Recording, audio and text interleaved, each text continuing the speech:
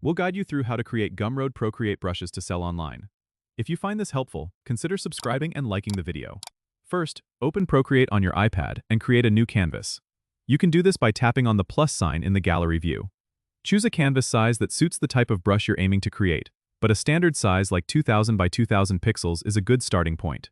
Next, head over to the brush library by tapping the brush icon at the top of the screen. Here, you can either create a new brush from scratch or duplicate an existing one by swiping left on a brush and tapping Duplicate. If you're starting a new one, tap the plus sign at the top right. This opens the brush studio where you can customize your brush. You can adjust the shape, grain, and dynamics to fit your creative vision. Once you've crafted your brush, give it a unique name by tapping on the brush name at the top of the brush studio.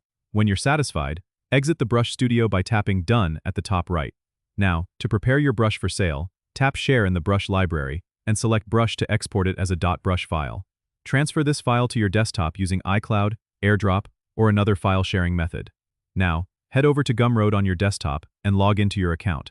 If you don't have an account, you'll need to create one. Once logged in, click on Products, then New Product, and choose Digital Product. Follow the prompts to upload your .brush file, and make sure to add an engaging title, description, and price for your brush. You can also upload a preview image to showcase your brush in action. Once you've filled in all the details, click Publish to make your brush available for purchase. Congratulations, your Procreate brush is now live on Gumroad. Don't forget to subscribe and comment if this helped you out.